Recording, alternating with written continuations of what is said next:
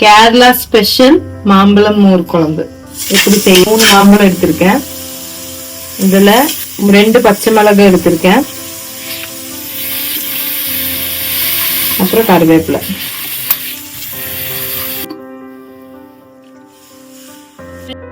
இப்ப நான் க்ளோஸ் பண்றேன். 1/4 லிட்டர் தயிர் இதுல ஆட் பண்ணிருக்கேன். இதுல 2 சின்ன வெங்காயம், கொஞ்சோண்டு சோம்பு,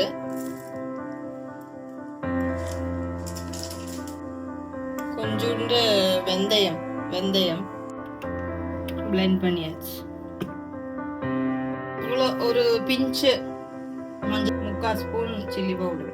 இது வந்து நம்ம டிஃப்ரெண்டா கருப்பட்டி போட்டு ட்ரை. Sugar 1 spoon. இப்போ ரெடி ஆயாச்சு. கெட்டு போயிடும்.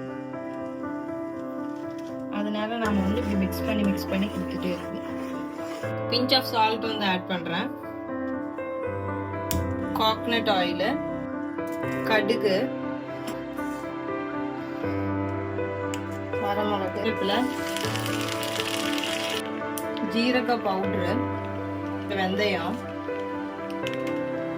சின்ன வெங்காயம். இப்போ வந்து இது ஆஃப் பண்ணிக்கணும். வந்து